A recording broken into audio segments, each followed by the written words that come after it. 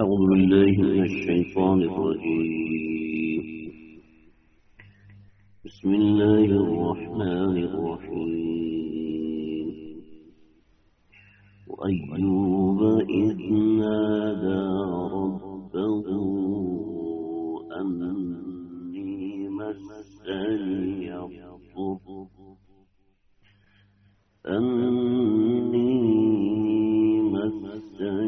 الضر وأنت أرحم الراحمين. فاستجبنا له فكشفنا ما به من ضر وآتيناه أهله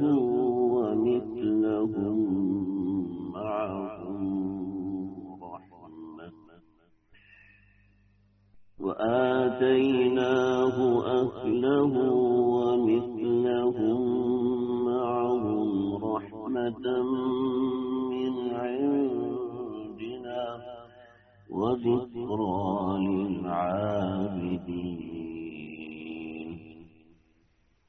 صدق اللہ العظیم. قصص القرآن میں حضرت ایوب علیہ السلام کا تذکرہ آج ہم پڑھیں گے. اللہ سے دعا ہے کہ اللہ تعالی ہمیں ان انبیاء کرام کی معرفت، ان کی سمجھ عطا فرمائے. سیدنا ایوب علیہ السلام اللہ کے ان انبیاء میں سے ہیں. ان انبیاء کو اللہ نے خاص طور پہ نوازا ہے، اور ایسے نوازا ہے کہ اللہ تعالیٰ نے ان کو ایسا امتیازی شان عطا فرمایا کہ اللہ تعالیٰ نے ان کی مثال ان انبیاء میں بنائی ہے جن انبیاء کو مثال کے طور پہ پیش کیا جاتا ہے.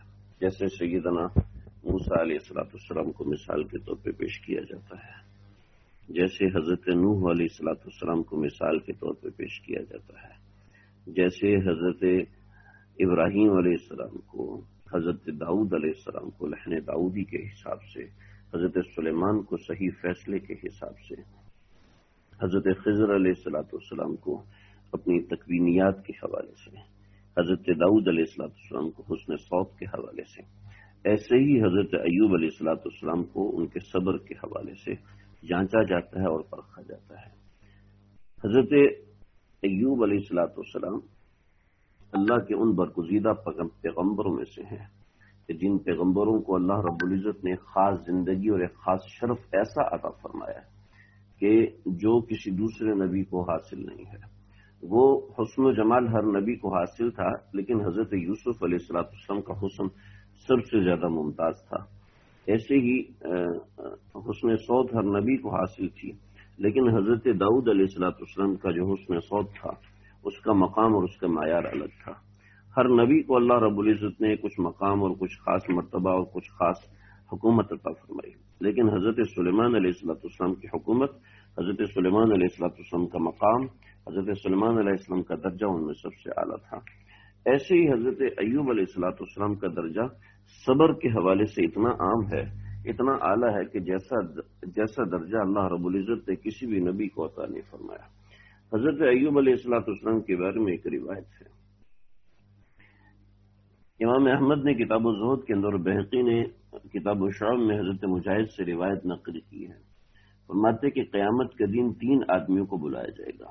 ایک آدمی غنی ہوگا، مالدار ہوگا، ایک آدمی مریض ہوگا، اور ایک آدمی غلام ہوگا.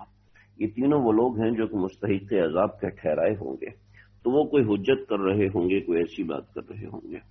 تو حدیث میں آتا ہے، روایت میں آتا ہے، حدیث میں نہیں، کہ غنی کو کہا جائے گا کہ تجھے عبادت سے، اللہ تعالیٰ کے پاس آنے سے، اللہ کا تعلق بنانے سے کس چیز نے روکا ہے؟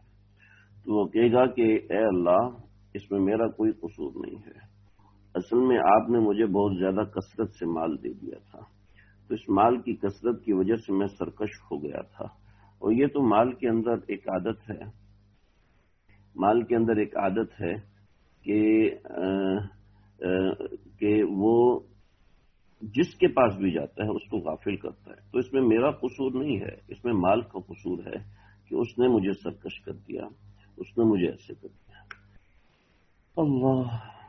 تو اللہ رب العزت فرمائیں گے کہ حضرت سلیمان علیہ السلام کو ان کے ملک سمیت لایا جائے.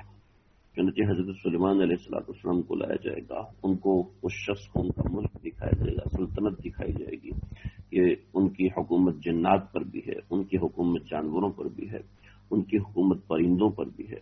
تو فرمایا کیا تو ان سے بھی زیادہ غنی تھا؟ کیا تو ان سے بھی زیادہ مشغول تھا؟ فرمایا کہ ان کو تو میری عبادت سے بادشاہت نے نہیں روکا، تجھے تیرے پیسے کی بادشاہت نے میری عبادت سے روک دیا. یہ پیسے میں کمی نہیں تھی، تجھ میں کمی تھی. چنانچہ اس کو جہنم میں پھینک دیا جائے گا. پھر ایسے ہی اللہ رب العزت ایک غلام کو بلائیں گے، پوچھا جائے گا تجھے میری عبادت سے، مجھ سے تعلق بنانے سے کس چیز نے روکا؟ تو وہ عرض کرے گا کہ اے رب، تو نے مجھ پر ایک مالک کو مسلط کر دیا تھا، وہ مجھ سے اپنی مرضیاں کرواتا تھا، وہ جو کہتا تھا مجھے وہ کرنا پڑتا تھا. وہ عورتیں جو اپنے سسرال کی وجہ سے یا کسی اور عارضے کی وجہ سے یہ کہتی ہیں جی ہمیں سسرال نے مجبور کیا ہے کہ ہم پردہ نہ کریں، ہمیں سسرال نے مجبور کیا ہے کہ ہم نامحرموں سے بات چیت کریں، تو ان سب کے لیے حجت ہے. ایسے مرد جو کہتے ہیں ہمیں بیوی جو ہم نے مجبور کیا ٹی وی لے کے آ جاؤ، ہمیں بیوی نے مجبور کیا فلاں گیدرنگ میں جاؤ ورنہ ہم ناراض ہو جائیں گے، تو ایسے لوگ ان کے سامنے حضرت یوسف علیہ السلام کو پیش کیا جائے گا. اور اللہ تعالیٰ فرمائیں گے کہ کیا تم ان سے بھی زیادہ مجبور تھے؟ حضرت یوسف علیہ السلام جیسے مجبور تھے کہ وہ غلام تھے اور گناہ سے بھی منع نہیں کر سکتے تھے، لیکن انہوں نے پھر بھی گناہ سے منع کیا. تو یہ اللہ کی عدالت میں پیش ہوگا. پھر ایسے ہی ایک مریض کو پیش کیا جائے گا، تو اللہ اس سے پوچھیں گے کہ ہاں میاں، تمہیں کس چیز نے میری عبادت سے روکا ہے؟ تو عرض کرے گا کہ میرا جسم بیماری میں مشغول تھا، مجھے پریشانیاں تھی بیماری کی وجہ سے. تو اللہ فرمائیں گے تجھے ایوب علیہ السلام کو لے کر آؤ اور دکھاؤ کہ ان کو کتنی بیماری تھی، ان کو کتنی پریشانی تھی. تو آج ہم سیدنا ایوب علیہ السلام کے بارے میں پڑھیں گے کہ سیدنا ایوب علیہ السلام اللہ کے مبارک اور برگزیدہ پیغمبر ہیں. اللہ رب العزت نے قرآن مجید میں 4 مقامات میں ان کا ذکر فرمایا ہے. ایک سورہ انعام کے اندر اللہ نے ذکر فرمایا ہے، اور ایک سورہ نساء میں اللہ نے ذکر فرمایا ہے، اس کے اندر دیگر انبیاء کے اندر ذکر فرمایا ہے. پھر اور یہاں پر سورہ انبیاء علیہ السلام، سورہ انبیاء کے اندر اللہ رب العزت نے حضرت ایوب کا ذکر فرمایا کہ وَأَيُّوبَ إِذْ نَادَىٰ رَبَّهُ أَنِّي مَسَّنِيَ الضُّرُّ وَأَنتَ أَرْحَمُ الرَّاحِمِينَ. ہم انشاءاللہ اس حوالے سے بات کریں گے. پھر اس کے بعد اللہ رب العزت نے سورہ صاد کے اندر بڑا زبردست اور عجیب واقعہ حضرت ایوب علیہ السلام کا ذکر کیا. انشاءاللہ ہم اس کو تفصیل سے پڑھیں گے. ان میں بہت سے اقوال ہیں اور بہت سی باتیں ہیں. انشاءاللہ تھوڑی سی معرفت ہم حضرت ایوب علیہ السلام کے بارے میں حاصل کریں گے. سمجھ لیں سیدنا ایوب علیہ السلام جو ہیں وہ حضرت ابراہیم علیہ السلام کی نسل میں سے ہیں. حضرت ابراہیم علیہ السلام کے بیٹے تھے حضرت اسحاق. حضرت اسحاق علیہ السلام کے بیٹے تھے عیس یا عیسو، اور ان کے بیٹے تھے دیسان، اور ان کے بیٹے تھے حضرت اوس، اور ان کے بیٹے تھے زراح، اور ان کے بیٹے تھے حضرت ایوب علیہ السلام. یاد رکھیں کہ حضرت ایوب علیہ السلام کے بارے میں یہودیوں نے بڑا شدت سے انکار کیا ہے. حالانکہ حضرت ایوب علیہ السلام کی زندگی کو جاننے کے بارے میں جو ہمارے پاس ماخذ ہیں، یعنی بنیادی باتیں ہیں، اس کے اندر ایک سفر ایوب ہے. سفر ایوب ایک بڑا زبردست عنوان ہے تورات کے اندر. اور تورات آپ کو یاد ہوگا حضرت موسیٰ علیہ السلام پر اتری تھی. تو سفر ایوب کے اندر حضرت ایوب علیہ السلام کا ذکر ہے. خاص طور پہ حضرت ایوب علیہ السلام نے ایک طویل سفر کیا. اس کے تقریباً 42 ابواب تورات کے اندر موجود ہیں. لیکن حیرت کی بات یہ ہے کہ یہودی حضرات وہ سفر ایوب کا سرے سے انکار کرتے ہیں. یہودیوں کے بڑے ربی رحمانی ویز ہیں، میکلائس ہیں، سیملر ہے، یا استیان ہے، یہ ان کے بڑے ربی ہیں. یہ بڑے بڑے ربی حضرات یہ کہتے ہیں کہ ایوب نامی تاریخ میں کوئی شخص تھا ہی نہیں. وہ کہتے ہیں ایوب نامی جو بھی واقعات ہیں وہ سارے کے سارے فرضی ہیں، اور سفر ایوب خود بھی فرضی ہے. یعنی اس کی کوئی حقیقت نہیں ہے کہ سفر ایوب کا کوئی مقام ہو، سفر ایوب کی کوئی جگہ ہو، نہ تاریخ میں اس کا کوئی جگہ ہے، نہ تورات میں اس کی کوئی جگہ ہے۔ تورات کے اندر جہاں تک لکھا ہوا ہے وہ سارے کے سارے فرضی چیزیں ہیں، حالانکہ قرآن نے 4 مقامات پر حضرت ایوب علیہ السلام کا ذکر کیا۔ لیکن اگر آپ تاریخ دیکھیں تو تاریخ کے اندر ہمیں ایوب نام کے 2 شخص ملتے ہیں۔ ایک یوباب ملتا ہے جو کہ ایک مقام پہ رہتا تھا، اور ایک دوسرا یوباب ملتا ہے وہ ایک دوسرے مقام پہ رہتا تھا، اور یوباب اصل میں ایوب ہی کو کہتے ہیں۔ جیسے آپ نے دیکھا عیسو کا نام دیکھا آپ نے، یہ حضرت اسحاق کے بیٹوں میں سے حضرت عیسو ہیں۔ حضرت اسحاق کے بیٹوں میں جو عیسو ہیں، یہ عیسو اصل میں عیس ہیں، عیس، دوسری زبانوں میں ان کو عیس کہتے ہیں، اور عربی زبان میں ان کو عیسو کہتے ہیں۔ حالانکہ یہ کئی زبانوں میں عیس یعنی عین یا اور صاد کے نام سے آتا ہے۔ تو اسی طریقے سے انہی کی نسل سے حضرت اوز ہیں، ان کو عوض بھی کہتے ہیں اور ان کو امووس بھی کہتے ہیں۔ امووس یعنی الف میم واو صاد، یعنی مختلف زبانوں میں یہ نام مختلف ہے، مختلف زبانوں میں، یعنی جیسے عبرانی میں ایک زبان ہے تو اس کا درجہ الگ ہے، عربی میں ایک نام ہے اس کا درجہ الگ ہے۔ تو حضرت ایوب علیہ السلام کا جو عربی نام ہے وہ ایوب ہے، اور عبرانی جو نام ہے وہ یابوب ہے۔ تو یابوب کہنے کی وجہ یہ ہے کہ جو یابوب ہے یہ عبرانی میں ہے اور عربی میں ایوب ہے۔ حضرت موسیٰ علیہ السلام نے سفر ایوب کا ترجمہ کرایا تھا، اور وہ عربی زبان سے عبرانی زبان میں منتقل کرایا تھا۔ اور حضرت ایوب علیہ السلام خالصتاً عرب لوگوں میں سے ہیں، جیسے حضرت ابراہیم کے بیٹے اسحاق ہیں، اصل میں تو ابراہیم علیہ السلام کے بیٹے جو حضرت اسماعیل ہیں وہ عرب ہیں، لیکن حضرت ایوب علیہ السلام کو جو نسبتیں ہیں وہ مختلف نسبتیں ہیں۔ وہ نسبتیں حضرت ایوب علیہ السلام کی مختلف نسبتیں اس طریقے سے ہیں کہ حضرت ایوب علیہ السلام کی جو اہلیہ تھیں ان کے بارے میں 3 اقوال ہیں۔ پہلا قول یہ ہے کہ لیا بنت یعقوب، یعنی حضرت یعقوب علیہ السلام کی بیٹی لیا، یہ قول بالکل ہی باطل ہے، یعنی اس کو علماء نے بالکل ہی تسلیم نہیں کیا، لیکن قول بہرحال موجود ہے۔ لیکن اس لیے کہ حضرت ایوب علیہ السلام کو جو زمانہ ہے وہ زمانہ 1000 قبل مسیح سے لے کے، یعنی حضرت عیسیٰ علیہ السلام کے 1000 سال پہلے سے لے کے 700 سال کے درمیان کا زمانہ ہے۔ اور یہ زمانہ وہ ہے کہ جب حضرت اسحاق علیہ السلام کا انتقال ہو چکا تھا اور حضرت موسیٰ علیہ السلام تشریف نہیں لائے تھے، تو ان دونوں کے درمیان کا زمانہ حضرت ایوب علیہ السلام کا زمانہ ہے۔ تو یہ وہ زمانہ ہے جس زمانے میں حضرت ایوب علیہ السلام آئے۔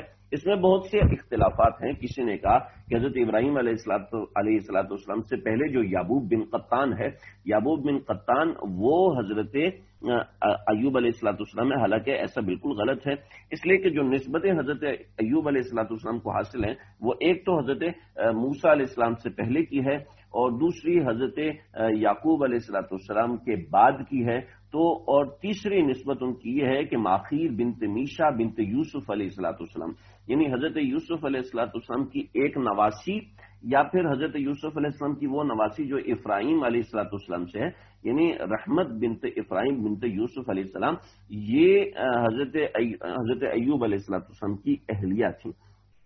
تو یہ حضرت ایوب علیہ السلام کی اہلیہ ہونے کا، رحمت بنت افراہیم بن یوسف علیہ السلام، یہ جو حضرت ابراہیم علیہ السلام کی اہلیہ ہیں، حضرت ایوب علیہ السلام کی اہلیہ ہیں، ان کا اہلیہ ہونے میں سب سے زیادہ اتفاق ہے۔ اور حضرت ایوب علیہ السلام کی اہلیہ کے بارے میں بڑی اہمیت ہے، بڑی ضروری باتیں سمجھنے کی ہیں، اس لیے کہ حضرت ایوب علیہ السلام کے اس قصے کے اندر حضرت ایوب کی اہلیہ کا بہت بڑا کردار ہے، اور اس میں خاص طور پہ سبق علماء نے لکھا ہے حضرت یوسف ایوب علیہ السلام کی اہلیہ کا، کہ ان کو کس طریقے سے انہوں نے اپنا کردار ادا کیا اور کس طریقے سے انہوں نے معاملہ کیا۔ تو ہم انشاءاللہ اس کو خاص طور پہ آخر میں دیکھیں گے۔ حضرت ایوب علیہ السلام کے بارے میں 2 قول ہیں۔ ایک تو حضرت ایوب علیہ السلام ادوم کے مقام پہ رہتے تھے۔ یہ ادوم کا مقام میں انشاءاللہ سمجھاتا ہوں۔ اگر آپ کے پاس گوگل میپ ہے تو یہ گوگل میپ میں جہاں حضرت شعیب علیہ السلام موجود تھے، میں نے وہاں پر آپ سے عرض کیا تھا کہ آپ اگر پاکستان سے آگے چلتے جائیں الٹے ہاتھ کی طرف، تو تو صحرائے شام کی طرف آپ کو نظر آئے گا گوگل میپ کے اوپر کہ وہاں پر بحیرہ روم جو ہے وہ 2 سینگ بناتا ہے، اور 2 سینگ بنانے کے بعد اس کے 2 سینگوں کے درمیان دریائے سینا، صحرائے سینا ہے، جہاں پر جبل طور ہے، وہاں حضرت موسیٰ علیہ السلام پر وحی نازل ہوئی تھی، اور اس کے قریب میں مدین کا علاقہ ہے جہاں حضرت شعیب علیہ السلام آباد تھے۔ اس مدین کے علاقے سے اوپر کی طرف جائیں تو ایک علاقہ ہے پٹرا کے علاقے، پٹرا کسی نے پٹرا کا اور کسی نے بترا کا ہے، بترا با تا را الف، بترا کا ہے۔ تو یہ جو مقام ہے ادوم کا، اس ادوم کے مقام پر حضرت ایوب علیہ السلام رہا کرتے تھے۔ ایک روایت یہ ہے، اور اس روایت کو ہمارے بہت سے اکابرین عز القرآن کے حضرت مولانا سید سلمان ندوی رحمۃ اللہ علیہ انہوں نے ترجیح دی ہے۔ اور دوسرا جو مقام ہے وہ دمشق کے پاس ہے، بیسنیا کے نام سے ایک مقام ہے۔ بیسنیا کے مقام پر یہ مقام دریائے اردن جو بحیرہ تبریہ ہے، جس کے بارے میں ہم نے پیچھے بات کی تھی، حضرت یسع اور حضرت شمویل علیہ السلام کے ذکر کے اندر ہم نے ذکر کیا تھا کہ 313 کا ایک لشکر تھا، وہ 313 کا لشکر یعنی 80 لاکھ کا لشکر تھا، 313 کا لشکر اس میں سے بچ کے نکلا، وہ دریا کے پاس گزرے اور دریا میں کا ذکر ہوا کہ یہاں پہ کسی نے پانی نہیں پینا الا من اغترف غرفۃ بیدہ، کہ کوئی ایک گھونٹ پیے یا 2 گھونٹ پیے، اس سے زیادہ نہ پیے۔ تو بحیرہ مردار سے اوپر دمشق ہے، یہ اصل لفظ دمشق ہے، لوگ دمشق پڑھ رہے ہوتے ہیں، یہ صحیح نہیں ہے۔ تو دمشق کا علاقہ ہے، دمشق کے علاقے کے پاس بثنیہ یا ازرا کا علاقہ، یہ ازروعات کے باغات ہیں، ان کے اس ایریے میں حضرت ایوب علیہ السلام رہا کرتے تھے۔ اور روایتوں میں آتا ہے کہ یہاں پر ایک پہاڑ ہے جس کو جبل ایوب کہتے ہیں، اس کے پاس ایک چشمہ بھی ہے جو کہ حضرت ایوب علیہ السلام کی طرف منسوب ہے۔ جب مسلمانوں نے حملہ کیا تھا، آپ صلی اللہ علیہ وسلم نے فتح مکہ پر میں کعبۃ اللہ کے اوپر قبضہ کیا تھا، تو وہاں پر ایک بت بھی تھا جو حضرت ایوب علیہ السلام کے نام سے موسوم تھا، تو آپ صلی اللہ علیہ وسلم نے اس بت کو منہدم کیا تھا۔ تو یہ دمشق اور ازراعات ان دونوں کے درمیان کے علاقے میں حضرت ایوب علیہ السلام رہتے تھے، اور یہاں جو تاریخی روایات ہے وہ یہاں سے ملتی ہیں، البتہ پٹرا کے مقام پر، ادوم کے مقام پر بھی بہت سی روایت مل رہی ہوتی ہیں۔ تو خیر یہ تو کچھ ایسے حالات تھے جو حضرت ایوب علیہ السلام کی نجی زندگی کے بارے میں تھے۔ اب سمجھ لیں ہم نے حضرت ایوب علیہ السلام کے فضائل سمجھ لیے، حضرت ایوب علیہ السلام کی اہلیہ محترمہ کے بارے میں سمجھ لیا۔ اب حضرت ایوب علیہ السلام کی زندگی میں ہے کیا، اس کے بارے میں معاملات کیا ہیں، ہم اس کو سمجھ لیں۔ حضرت ایوب علیہ السلام ابتدا میں بہت ہی ایک مالدار قسم کے آدمی تھے، اتنے مالدار تھے کہ پورے علاقے میں ان کی تبلیغ اس حوالے سے چلتی تھی کہ یہ ہر مہمان کو اچھا کھانا کھلاتے تھے۔ علامہ ابن عساکر رحمۃ اللہ علیہ نے حضرت وہاب سے روایت کیا ہے کہ حضرت ایوب اپنے زمانے کے بڑے عابد اور زاہد آدمی تھے، اور عابد اور زاہد کے علاوہ وہ سب سے بڑے مالدار آدمی تھے، اور اس وقت تک سیر ہو کر نہیں کھاتے تھے جب تک کسی بھوکے کا پیٹ نہ بھر دیں، اور اس وقت تک اپنا لباس اچھے والا لباس نہیں پہنتے تھے جب تک یہ کسی کو اچھا لباس نہ پہنا دیں، یعنی جب تک وہ کسی کو نیا لباس نہ پہناتے اس وقت تک اچھا نیا لباس نہ پہنتے تھے، یعنی خدا ترسی اس قدر تھی۔ تو حضرت ایوب علیہ السلام کی اس طاقت سے ابلیس عاجز آیا اور اس نے حضرت ایوب پر حملہ کیا۔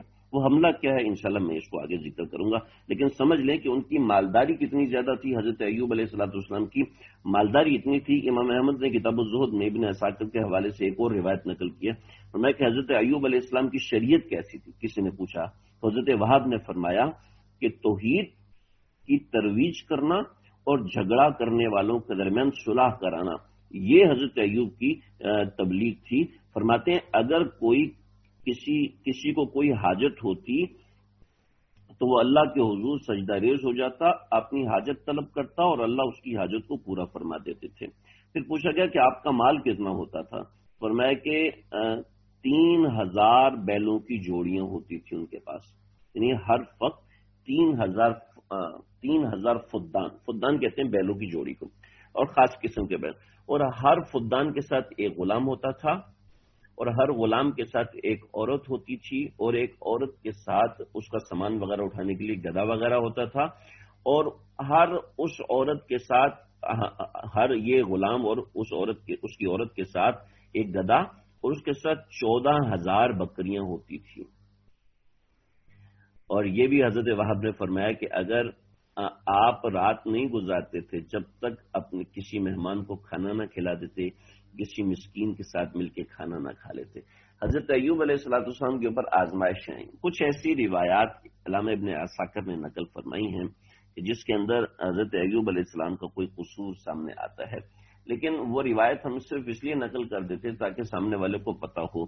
جیسے بہت سی روایت ہیں جس میں سے میں ایک دو عرض کرتا ہوں کہ حضرت ایوب علیہ السلام کو فرعون نے ایک مرتبہ طلب کیا، تو فرعون نے حضرت ایوب علیہ السلام سے کہا کہ آپ فلاں فلاں مقام پر رہ لیجئے، تو حضرت ایوب وہاں پر خاموش ہو گئے کہ ٹھیک ہے، اس میں کوئی غلط بات نہیں تھی۔ لیکن وہیں پر حضرت شعیب علیہ السلام تشریف لائے اور انہوں نے فرعون کو سخت سست کہا کہ تم لوگوں سے اپنی عبادت کرواتے ہو اور ظلم کرتے ہو اور اس سے رکتے نہیں ہو۔ تو حضرت ایوب علیہ السلام وہاں پر خاموش رہے کہ مجھے جو اتنی مراعات مل چکی ہیں کہیں ایسا نہ ہو کہ میری یہ مراعات چھن جائیں، لہٰذا حضرت ایوب خاموش رہے۔ تو اللہ نے وہی نازل فرمائی کہ ایوب یہاں تمہیں بولنا چاہیے تھا لیکن تم بولے نہیں ہو، تو اب ہم تمہیں آزمائش میں مبتلا کریں گے۔ تو حضرت ایوب علیہ السلام نے عرض کیا کہ اے اللہ میرے دین پر تو آزمائش نہیں آئے گی، تو کہنے لگے کہ نہیں، اللہ نے فرمایا کہ نہیں، تیرے دین کو ہم محفوظ کر لیں گے، تیرے دین کو ہم بچا لیں گے۔ لیکن اسی طریقے سے ایک بادشاہ نے حضرت ایوب علیہ السلام کو بلایا اور اس نے حضرت ایوب علیہ السلام کے سامنے کچھ سخت باتیں کی جو دین کے خلاف تھیں۔ حضرت ایوب علیہ السلام نے ان کو نرمی سے سمجھانے کی کوشش کی، تو اس پر اللہ رب العزت نے ناراضگی کا اظہار فرمایا۔ لیکن ایک نبی کی شان کے خلاف ہے کہ وہ ایسا کرے کہ اللہ کے حکم کے سامنے نرم پڑ جائے اور اللہ کی بات کو نہ سمجھے، یہ نبی کی شان کے خلاف ہے۔ یہ ساری اسرائیلی روایت ہیں، لہٰذا ہم ایسی روایت کی تائید نہیں کرتے۔ کچھ ایسی روایات بھی ہیں جو کہ نبی کریم صلی اللہ علیہ وسلم کی طرف منسوب کی گئی ہیں، لیکن علماء نے ایسی روایات کو قبول نہیں فرمایا کہ شان نبوت کے خلاف ہیں، اور دوسری بات ہے کہ ان کی سندی حیثیت بھی کوئی ایسی خاص نہیں ہے کہ جس کو خاص طور پہ ذکر کیا جائے۔ در منصور میں بہت سی روایات ذکر ہیں، ابن جریر طبری نے بھی بہت سی روایات ذکر کی ہیں، تو ان میں سے ایک ایسی روایت ہے جس کے اندر تقریباً ساری باتیں آ جاتی ہیں۔ تو میں کچھ ایسی باتیں جس کے اندر جمع ہے تو میں آپ حضرات کے سامنے وہ حدیث عرض کرتا ہوں۔ امام ابن جریر نے حضرت حسن سے یہ روایت نقل فرمائی ہے، فرمایا کہ حضرت ایوب علیہ السلام کو اللہ تعالیٰ نے مال اور اولاد عطا فرمائی تھی اور انتہائی خوشحالی تھی۔ آپ کے پاس بکریاں بھی تھیں، گائیں بھی تھیں، بھیڑیں بھی تھیں، اونٹوں کی فراوانی بھی تھی، اور جیسے میں نے ذکر کیا کہ اتنا مالداری تھی کہ ایک ایک گھر کے پاس 14,000 بکریاں تھیں، یعنی ایک ریوڑ کے پاس دو بیلوں کی جوڑیاں، ایک غلام اور اس کی بیوی، اور اس کے ساتھ گدھا، اور اس کے ساتھ 14,000 بکریاں۔ یہ صرف ایک ہے، اور اس طریقے سے 30,000، تو کتنا مال و متاع ہوگا حضرت ایوب علیہ السلام کے پاس، اور ایسے ہی گھر بار سے سب کچھ۔ تو اللہ کے دشمن ابلیس نے کہا کہ اللہ تعالیٰ نے اپنے اللہ رب العزت سے ابلیس نے کہا کہ ایوب علیہ السلام کی یہ جو اتنی نیکی ہے کہ یہ کسی کو کھانا کھلائے بغیر رہتے نہیں ہے، اتنے لوگوں کا خیال کرتے ہیں، تو یہ تو عیاشی میں ہے، اور عیاشی کرنے والا تو ویسے ہی آپ کا شکر گزار ہے۔ تو اللہ رب العزت نے کہا کہ چلو تم اس کو گمراہ کر کے دیکھو۔ تو ابلیس نے گمراہ کرنے کی بہت کوشش کی، پھر ابلیس اللہ رب العزت کے پاس آیا کہ اے اللہ، تو نے ابلیس کو مال اور اولاد بخشی ہے اور وہ تیرا شکر ادا کرتا ہے، اگر مجھے اس کے مال اور اولاد کے اوپر آپ تسلط عطا فرما دیں تو دیکھنا یہ تیری اطاعت فوراً چھوڑے گا اور تیری نافرمانی بھی کرتا رہے گا۔ یہ میرا چیلنج ہے۔ اللہ کو چیلنج کر کے آیا تو اللہ نے فرمایا کہ ٹھیک ہے، تجھے ایوب کے مال اور اولاد پر تسلط دیتا ہوں۔ چنانچہ وہ ابلیس آپ کی بکریوں کے پاس آیا اور ان سب بکریوں کو جلا دیا، اور پھر حضرت ایوب علیہ السلام کے چرواہے کی شکل اختیار کی اور آپ کے پاس آیا۔ آپ علیہ السلام نماز پڑھ رہے تھے تو کہنے لگا ایوب، تو اپنی نماز ادا کر رہا ہے جبکہ تیری ساری بکریوں کو آگ نے جلا دیا ہے۔ میں قریب ہی تھا، میں نے بکریوں کے جل جانے کی خبر آپ کو دی ہے، آپ کچھ کریں۔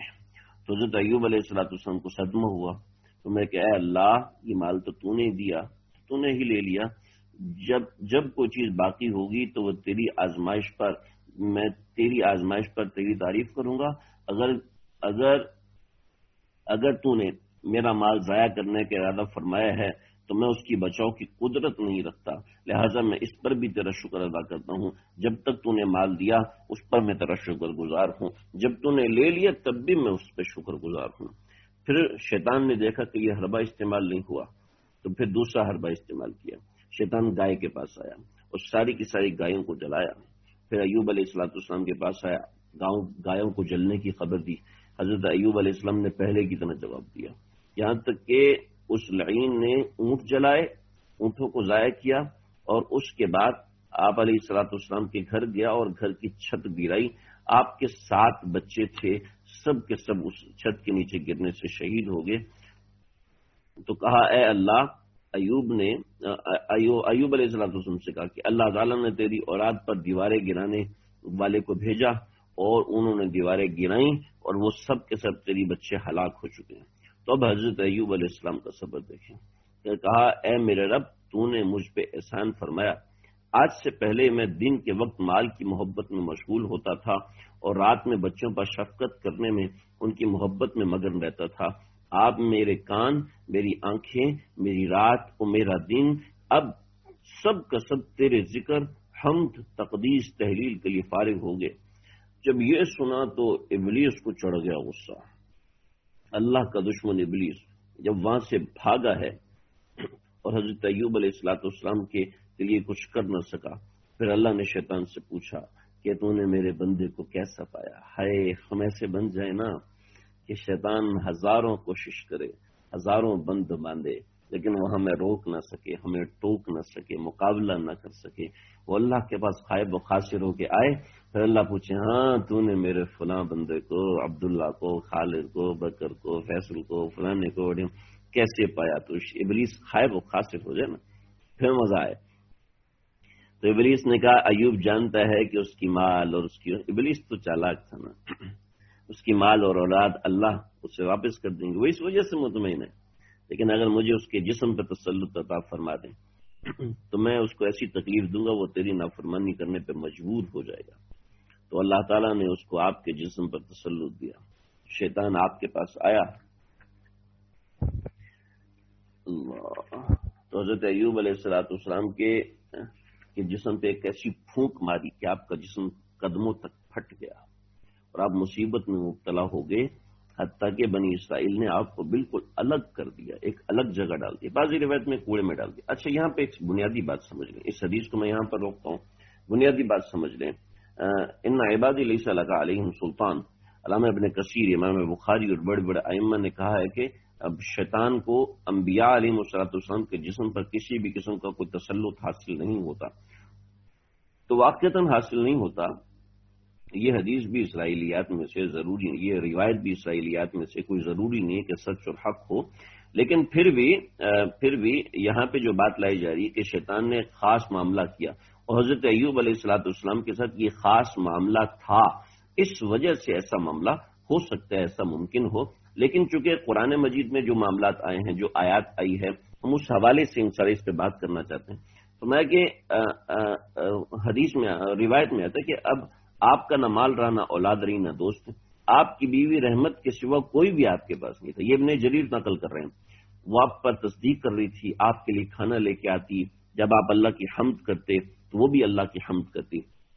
معاملہ یہ تھا کہ حضرت ایوب علیہ السلام کی زبان ذرا بھی متاثر نہیں ہوئی اور حضرت ایوب علیہ السلام کا دل ذرا بھی متاثر نہیں ہوا، بقیہ جسم کے اوپر اس بیماری کا اثر ہوا. بیماری کیا تھی میں انشاءاللہ ذکر کرتا ہوں. حضرت ایوب علیہ السلام اس حالت میں بھی اللہ کا ذکر، حمد و ثنا کو بالکل نہیں چھوڑا اور مصیبت پر صبر کرتے رہے. ابلیس نے صبر ایوب کو دیکھ کر زور سے چیخ ماری تاکہ اپنے تمام چیلوں کو جمع کرے. وہ سب جمع ہوئے تو انہوں نے پوچھا کہ حضرت ہم حاضر ہیں، آپ پریشان کیوں ہیں؟ آپ کو کس چیز نے لاچار کر دیا؟ واہ واہ واہ. شیطان نے کہا کہ مجھے اس بندے نے عاجز کر دیا ہے. میں نے اللہ تعالیٰ سے سوال کیا تھا کہ مجھے اس کے مال اور اولاد پر تسلط عطا فرما. میں نے نہ اس کا مال چھوڑا نہ اس کی اولاد چھوڑی، لیکن ہر صورت میں اس کے صبر اور اللہ تعالیٰ کی حمد و ثنا میں اضافہ ہوتا رہا. مجھے اس کے جسم پر تسلط دیا گیا، میں نے اس کے جسم کو پھوڑے پھوڑے کر دیا ہے. اب بنی اسرائیل نے اس کو الگ کر دیا ہے. حتیٰ کہ اس کی بیوی کے سوا کوئی بھی اس کے پاس نہیں. میں تو اپنے رب کے سامنے رسوا ہو گیا ہوں. میں نے تو اب تم سے مدد طلب کی ہے تاکہ تم اس کے خلاف میری کوئی مدد کرو. شیطان کے چیلوں نے کہا تیری وہ تدبیریں اور ہیلا سازیاں کہاں گئیں جن کے ساتھ تو پہلے لوگوں کو ہلاک کرتا تھا. شیطان نے کہا ایوب میں میرا ہر حربہ ناکام کر دیا ہے، اب مشورہ دو. چیلوں نے کہا کہ ہم تجھے مشورہ دیتے ہیں جو تو نے آدم علیہ السلام کو جنت سے نکالنے کے لیے کیا تھا. شیطان نے کہا اس کی بیوی کے ذریعے سے نکالا تھا. تو چیلوں نے کہا کہ ایوب پر بھی اس کی بیوی کے ذریعے سے وار کرو، وہ اپنی بیوی کی بات نہیں ٹال سکے گا، اس کی بیوی کے علاوہ تو کوئی اس کے قریب جاتا بھی نہیں. واہ واہ واہ. شیطان کا النساء حبائل الشیطان، عورتیں شیطان کا جال ہوتی ہیں. چنانچہ شیطان عورت کو استعمال کرتا ہے، عورت کو استعمال کر کے اس کو غلط رستے پہ چلانے کی کوشش کرتا ہے. اللہ.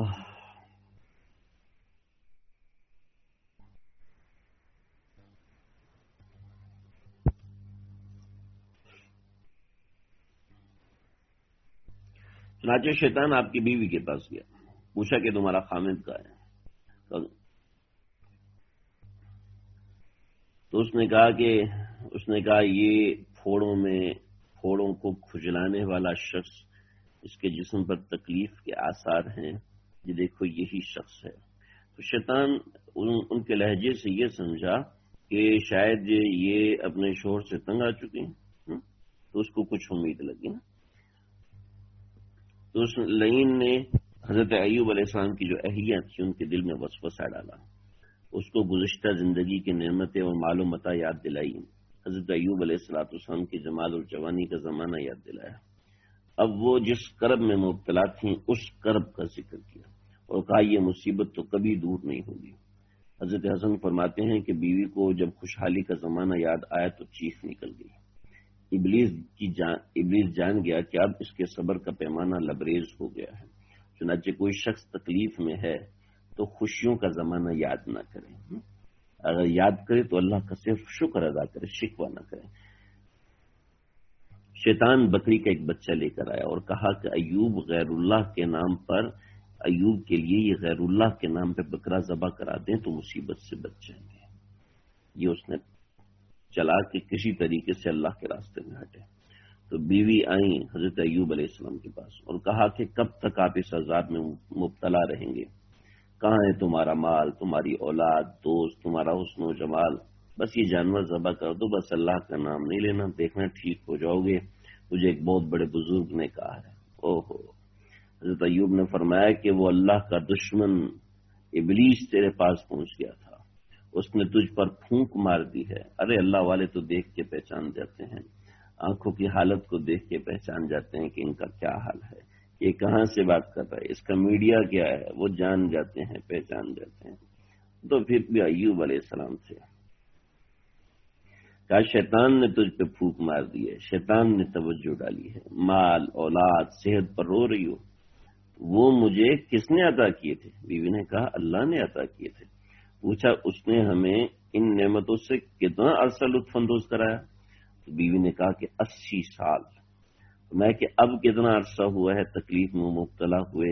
بیوی نے کہا 7 سال اور کچھ مہینے. بعض روایات میں ہے حضرت ایوب علیہ السلام 7 برس بیمار رہے، 7 برس کچھ مہینے بیمار رہے. بعض روایت میں کہ 7 برس رہے، نہ کم نہ زیادہ. بعض روایتوں میں کہ 13 برس اور کچھ مہینے، اور بعض روایت میں 18 برس بیمار رہے. بیوی نے کہا 7 سال اور کچھ مہینے سے ہم اس بیماری میں مبتلا ہیں. تو حضرت ایوب فرمانے لگے پھر تو نے انصاف نہیں کیا، چاہیے تو یہ تھا کہ 80 سال ہم نے مزے کیے ہیں تو 80 سال مصیبت میں مبتلا رہے.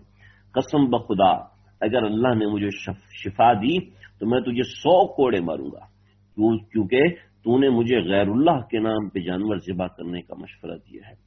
جو کچھ تو کھانا لائی ہے یہ مجھ پر حرام ہے، جو کچھ تو لے کر آئے گی وہ مجھ پر حرام ہے، میں اس کو کبھی نہیں چکھوں گا. جا تو مجھ سے جدا ہو جا، آئندہ مجھے نظر بھی نہ آنا. اللہ، یہ غیرت ایمانی ہوتی ہے کہ ایک ایک بندے کی ایک ایک نظر کا محتاج ہے، لیکن اس محتاجگی کے باوجود اس محتاجگی کے باوجود ٹس سے مس نہیں ہو رہے. اللہ اکبر. بیوی کو نکال دیا. حضرت ایوب نے اپنی بیوی کو دور کر دیا. جب وہ چلی گئی تو شیطان نے کہا کہ 8 سال سے مصیبت برداشت کر رہا ہے، اس لیے یہ غلبے کا مستحق ہے. لہذا شیطان نے اس کو چھوڑ دیا. اس نے دیکھا کہ ایوب علیہ السلام نے بیوی کو بھگا دیا ہے. جب کھانا نہیں آئے گا، پینا نہیں آئے گا، کوئی دوست نہیں آئے گا تو دیکھنا کیا کرتا ہے. پھر آپ کے پاس سے 2 آدمی گزرے.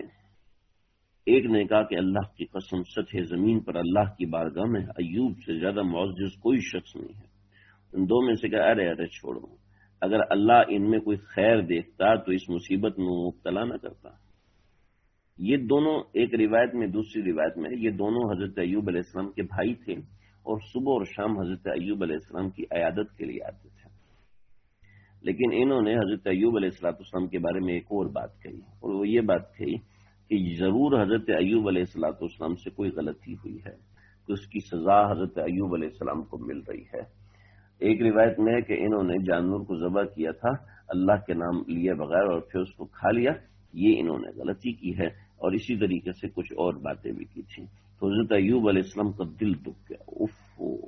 ایسا دل دکھا کہ گھبرا گئے، رونے لگے، پریشان ہوئے. کہنے لگے اللہ جی یہ کیا، یہ تو آپ کے اوپر بہتان لگ گیا کہ ان لوگوں نے آپ کے بارے میں ایسی بات کر دی ہے. چنانچہ ایک روایت میں ہے کہ حضرت ایوب علیہ السلام کی بیویوں کو غسل خانے لے کے گئی تھی، اور دوسری روایت میں ہے کہ نہیں. دوسری روایت میں یہ کہ حضرت ایوب علیہ السلام کی جو اہلیہ تھی وہ چلی گئی اور چلی جا کے وہاں جا کے پریشان تھی. لیکن حضرت ایوب علیہ السلام نے چونکہ نکال دیا تھا تو آ نہیں سکتے. چنانچہ یہاں حضرت ایوب علیہ السلام گرے اور کہنے لگے یہاں پر سورہ صاد کی آیت نمبر 41 سے جو اللہ رب العزت نے ذکر کیا کہ وَاذْكُرْ عَبْدَنَا أَيُّوبَ إِذْ نَادَىٰ رَبَّهُ أَنِّي مَسَّنِيَ الشَّيْطَانُ بِنُصْبٍ وَعَذَابٍ. کہا کہ آپ میرے پیارے بندے ایوب علیہ السلام کا ذکر تو کرو. جب اس کو تانے پڑے، لوگوں نے بیماری برداشت کر گیا لیکن تانا برداشت نہیں ہوتا. انی مسنی الشیطان بنصب وعذاب. انی مسنی الشیطان بنصب وعذاب. کتنا ادب کا جملہ ہے، کتنا ادب کا جملہ ہے. کہنے لگے کہ اللہ جی مجھے شیطان نے تکلیف دی ہے. حالانکہ بیماری تو اللہ کی طرف سے ہوتی ہے. حضرت مجدد ملت حضرت مولانا اشرف علی تھانوی صاحب رحمۃ اللہ علیہ فرماتے ہیں حضرت ایوب علیہ السلام نے حق ادا کر دیا بندگی کا کہ بیماری کی نسبت اللہ کی طرف نہیں کی، بیماری کی نسبت شیطان کی طرف کر دی. بعض روایت میں آتا ہے کہ انی مسنی شیطان سے اشارہ اس بات کی طرف ہے کہ شیطان حضرت ایوب علیہ السلام کو وسوسے ڈالتا تھا، جیسا کہ تفسیر مدارک میں ہے کہ شیطان حضرت ایوب کو وسوسے ڈالتا تھا. اور بعض روایت میں کہ اللہ تعالیٰ نے حضرت ایوب علیہ السلام کو بتا دیا تھا یہ تیری تکلیف شیطان کے مقابلے میں ہے. چنانچہ حضرت ایوب علیہ السلام دعا کرنے کو بھی خلاف معمول سمجھتے تھے کہ نہ اللہ نے تکلیف دی تو اللہ خود ہی ٹھیک کریں گے. جیسے حضرت ابراہیم علیہ السلام نے آگ کے خلاف اللہ تعالیٰ سے دعا نہ مانگی تو پھر اللہ نے فرمایا ارکض برجلک ھذا مغتسل بارد وشراب، کہ ارکض برجلک، یہاں اپنے پاؤں مار، یہاں پہ اپنا پاؤں مار اور یہاں سے پانی کا ایک چشمہ جاری ہوگا. حکم ہوا کہ اپنا پاؤں زمین پہ مارو. یہ نہانے کے لیے ٹھنڈا پانی ہے اور پینے کے لیے، یعنی بعضی روایت میں 2 چشمے، بعضی روایت میں 1 چشمہ ہے. اور جبل ایوب علیہ السلام کے اوپر ایک ہی چشمہ ہے لیکن اس کے 2 حصے بنے ہوئے ہیں. تو اس سے یہی سمجھ میں آتا ہے کہ وہ ایک چشمہ ہے جس کے 2 حصے ہیں. آپ نے زمین پہ پانی مارا تو پانی کا چشمہ جاری ہو گیا، آپ نے اس سے غسل فرمایا تو جسم کی بیماری کا نام و نشان باقی نہ رہا. اب دیکھیں ھذا مغتسل بارد، ٹھنڈے پانی سے نہانا یہ شفا کا ذریعہ ہوتا ہے. چنانچہ آپ صلی اللہ علیہ وسلم کو جب بخار ہوا تو آپ نے 7 کنویں سے پانی منگوایا اور اس سے آپ صلی اللہ علیہ وسلم نے غسل فرمایا. پھر خاص طور پر آپ صلی اللہ علیہ وسلم نے ایک کنواں جو مسجد قباء کی کافی پیچھے تقریباً 1 کلومیٹر پیچھے ہے، غالباً بیر عریس اس کا نام ہے، آپ صلی اللہ علیہ وسلم نے اس کنویں کا پانی منگوایا. وہ خاص طور پر ٹھنڈا پانی ہے، آپ صلی اللہ علیہ وسلم نے اس سے خاص طور پر غسل فرمایا تھا. تو ٹھنڈا پانی یہ صحت کے لیے اچھا ہوتا ہے. آپ نے زمین پر پاؤں مارا تو پانی کا چشمہ جاری ہوا، اس سے آپ نے غسل فرمایا تو بیماری کا نام و نشان نہ رہا، یعنی جسم پہ پھوڑے نکلے تھے، کالے رنگ کے پھوڑے، ایک پورا ناخن اور پور ملا دیں اتنے موٹے پھوڑے پورے جسم پہ نکلے ہوئے تھے۔ بعض روایت کے مطابق ان میں کیڑے بھی تھے لیکن وہ ٹھیک نہیں ہے، ایسی بیماری انبیاء کو نہیں لگ سکتی۔ علامہ ابن کثیر رحمۃ اللہ علیہ نے اس کی سخت مخالفت کی اور ہمارے اکابرین نے بھی اس کی تائید کی کہ انبیاء کو کبھی ایسی بیماری نہیں لگتی جو قابل نفرت ہوتی ہے۔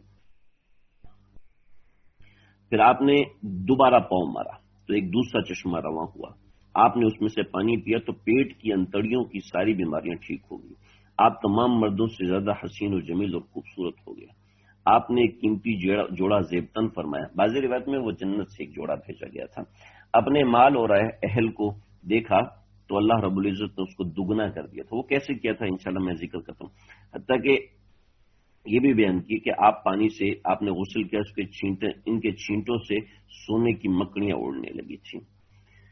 اللہ، تو آپ اس پر ہاتھ مارنے لگے تو اللہ نے وہی بھیجی کہ ایوب میں نے تمہیں غنی نہیں کر دیا؟ ایوب نے کہا کیوں نہیں، لیکن یہ تیری برکت ہے، تیری برکت سے کون سیر ہوتا ہے۔ اس کے اوپر تو ایک مستقل بات ہونی چاہیے لیکن ہمارے پاس وقت نہیں۔ آپ غسل کرنے کے بعد باہر تشریف لائے تو ایک بلند جگہ پہ بیٹھ کے تو آپ کی اہلیہ جو بڑی وفادار تھی اس نے سوچا کہ ایوب علیہ السلام نے مجھے تو نکال دیا ہے لیکن میں نے اس کو کسی کے سپرد کیسے کر سکتی ہوں، میں اس کو چھوڑ دوں گی تو وہ بھوک کی وجہ سے فوت ہو جائیں گے، ضائع ہو جائیں گے، درندے کھا جائیں گے، میں ایسا نہیں کروں گی، میں ضرور ان کی طرف لوٹ کر جاؤں گی۔ تو آپ کی بیوی رحمت واپس آئیں، آپ کو دیکھا تو پہلے جیسا منظر نہیں تھا، بعض روایتوں میں کہ وہ ساری جو روڑی تھی، وہ سارا جو وہاں پر ڈھیر لگا ہوا تھا گند کا، وہ سارا کا سارا چاندی کا بن گیا تھا۔ بعض روایتوں میں اور چیز ہے، میں انشاءاللہ ذکر کرتا ہوں۔ تو وہاں پر جو سامان تھا اس کے چکر لگانا شروع ہو گئے، حضرت ایوب کو تلاش کر رہی ہیں، رو رہی ہیں۔ حضرت ایوب ان کی تلاش کے منظر کو دیکھے ہوئے تھے، حضرت ایوب نیا لباس زیبتن کیے ہوئے تھے، بیوی 18 سال سے دیکھ رہی ہے، شور کی اذیت میں، تکلیف میں، کمزوری ہو جاتی ہے، جب انسان بیمار ہوتا ہے تو شدت قسم کی کمزوری ہو جاتی ہے۔ تو ظاہر بات ہے بیوی بھی دیکھ رہی تھی کوئی شخص بیٹھا ہوا ہے تو اس کو جھجک ہو رہی تھی، تو حضرت ایوب علیہ السلام نے خود بلایا، پوچھا اے اللہ کی بندی کس کو تلاش کر رہی ہے؟ اور رونے لگی، کہا کہ میں تلاش کر رہی ہوں، یہاں پر ایک مصیبت زدہ آدمی تھا، اب مجھے معلوم نہیں کہ کیا ہوا، کیا حادثہ ہوا۔ بعض روایت میں کہ انہوں نے روتے ہوئے کہا کہ کیوں اس کو بھیڑیاں نہ کھا گئے ہوں۔ تو حضرت ایوب کہنے لگے تم اتنا کیوں رو رہی ہو بڑھیا، وہ تمہارے کیا لگتے تھے؟ تو کہنے لگی کہ وہ میرے سرتاج تھے، میرے شوہر تھے۔ حضرت ایوب نے کہا کہ اگر تم اس سے دیکھو گی تو پہچان لو گی۔ بیوی نے کہا جس نے بھی اس سے دیکھا ہے وہ اس کو پہچان لے گا، اس کو بھول نہیں سکتا۔ تو حضرت ایوب نے فرمایا کہ غور سے دیکھو، ذرا مجھے دیکھو۔ تو آپ اپنی پہچان کروا رہے تھے، بیوی نے کہا جب وہ صحیح تھا تو وہ تیری شکل کا تھا۔ حضرت ایوب نے فرمایا کہ میں ہی ایوب ہوں جس کو ابلیس کے لیے بکرا ذبح کرانے کا مشورہ دے رہی تھی، میں نے اللہ کی اطاعت کی، شیطان کی نافرمانی کی۔ میں اللہ سے دعا کرتا ہوں کہ اس نے اپنے بندوں پر جیسے کرم نوازی کا مظاہرہ فرمایا ہے ایسے اور بھی اللہ رب العزت کرتے رہے۔ اور اللہ تعالیٰ نے حضرت ایوب علیہ السلام کی بیوی کو بھی معاف کر دیا کہ جو انہوں نے معاملہ کیا تھا۔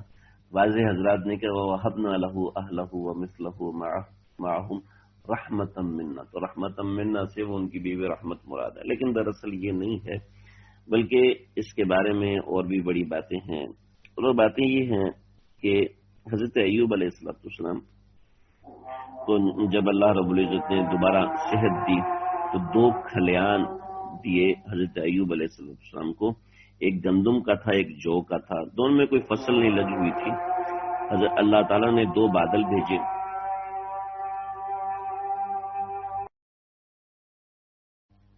حضرت ایوب علیہ السلام کے 2 کھیت تھے، ان 2 کھیتوں 2 چھوٹے کھیت تھے، ان کو خلیان کہتے ہیں، ایک گندم کا تھا، ایک جو کا تھا۔ ظاہر بات ہے کھیتی بڑی اس پہ کوئی کر نہیں سکتا تھا، پھر اللہ نے 2 بادل بھیجے تھے، ایک گندم کے کھیت پر اس نے سونا اڑیلا اور جو کے کھیت پر اس نے چاندی بہائی، اتنی بہائی کہ وہ بہنے لگی۔